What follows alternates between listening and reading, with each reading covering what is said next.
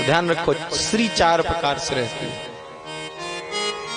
लक्ष्मी स्वरूप में, धन स्वरूप में, संपत्ति स्वरूप में, दूसरा कुटुंब स्वरूप में, परिवार के, तीसरा स्वरूप में, सुंदरता में, रूप बढ़िया है थोड़ा सा, हाँ गोरी काली चमड़ी को देख करके, ये भी स्त्री का ही एक रूप है। और चौथा बल में, शरीर पुष्ट है ना, बलवान है, तो भी स्त्री का मद रहता है। लेकिन ध्यान रखो, ये बड़ी गहन बात है, ये 4 प्रकार की स्त्री मानव के संसार में रहती हैं और 4 में एक भी टिकाऊ नहीं है। धन किसी के पास सदा सदा के लिए बसा है। आज तो हमारी माताएं बहनें इसी में परेशान रहती हैं, पंडित जी पता नहीं क्या है, हमारे वो कमाते बहुत हैं, पैसा बहुत आता, रुकते नहीं, इसी में परेशान है। कमाते तो बहुत हैं, सवेरे 6 बजे निकल जाते हैं, रात में 9 बजे लौटते हैं, भोजन भी नहीं करते, जल भी कोई ख्याल है नहीं, सूख के कांटा हो गए, पैसे नहीं टिकता, एक भी टिकाऊ नहीं। श्री के 4 रूप में। अच्छा ये बताओ, धन किसी का टिका? बोले नहीं टिका। दूसरा, रूप किसी का टिका? बोलो, रूप किसी का टिका? आप अपने बचपन का चित्र देखिए, आप कितने सुंदर लग रहे थे। बाल्यावस्था का चित्र देखिए आप, कितने सुंदर थे हम। अपना ही चित्र देखिए, अपना ही, दूसरे के देखने की जरूरत नहीं, कितने सुंदर थे हम।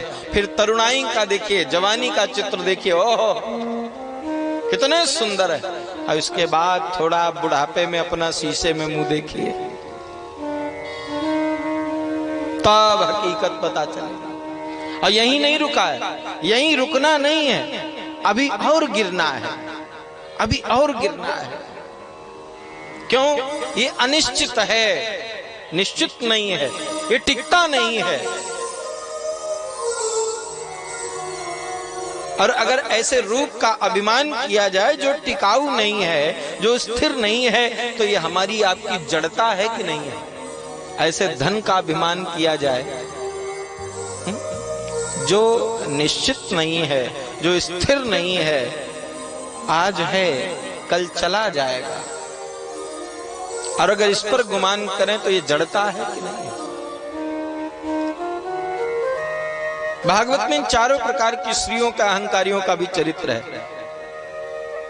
रावण तो अपने जीवन भर परिवार पर फूला, जीवन भर। मानस में लिखते हैं कि 10 मुख सभा बैठ एक बारा, देखी अमित आपन परिवारा। रावण सभा में बैठता था तो अपना अगणित परिवार देखता था, और ऐसे वैसे नहीं थे। एक एक जग जीत सक ऐसे सुभट निकाय, कोई गिनती नहीं थी। ऐसे ऐसे वीर जो अकेले पूरी पृथ्वी को जीत लें, 14 भुवनों को जीत लें, इंद्र को जीत लेने वाला इंद्रजीत जैसा बेटा। और ऐसे रावण के घर में दिया बत्ती करने वाला कोई ना बचा। बहुत गंभीरता की बात है। हम आप कहां फूलते घूम रहे हैं, हम आप कहां भटकते घूम रहे हैं, जो टिकाऊ नहीं है, उस स्त्री पर गुमान करके बैठे हैं। चौथा, बल। बल की भी स्त्री बड़ी कठिन होती है। अच्छा, कई बुजुर्ग ऐसे मिल जाएंगे आपको, उनके सामने अगर आज का बच्चा 20 किलो की बोरी उठा के न रख पावे तो वो कहेंगे क्या नाक कटाए हो। बोले जब हम जवान थे तो 80 किलो का बोरा पीठ पे लाद लेते थे। अब क्या हुआ? अब क्या हुआ? बोले अब हम बूढ़े हो गए हैं, अब बल समाप्त हो गया। अब बल, पहले हम बलवान थे, अब हम निर्बल हो गए। तो कहने का भाव, बोले न रूप टिकता है, न धन टिकता है, न बल टिकता है, न परिवार टिकता है। ये तो संसार है, और संसार का नियम ही है संसरत इति संसार, जो सदैव सरकने वाला है। अच्छे भले बैठे हो और फोन आ जाए, अरे राम राम, वो सरक गए। सरक नहीं है, बड़ी कड़वी बातें हैं साहब, सुनने में थोड़ी कड़वी लगती हैं, और क्या। हमारे घर की बिटिया सड़क के दूसरे के घर में सरक गई और दूसरे के घर के सड़क के हमारे घर में आ गए। अब बाबा सड़क के सड़क में गए और नाती सड़क के धरती पे आ गए। ये जो सदैव प्रवाही मान है, संसरति इति संसार, जो चलता रहता है, किसी के लिए नहीं रुकता महाराज, जो किसी के लिए नहीं रुकता। बड़ी गहरी बात है महाराज। हमारे गुरु भगवान कहा करते हैं, भूख और दुनिया ये किसी के लिए नहीं रुकती। ध्यान रखना, भूख और दुनिया ये किसी के लिए नहीं रुकती। स्वाद क्या भोजन में होता है?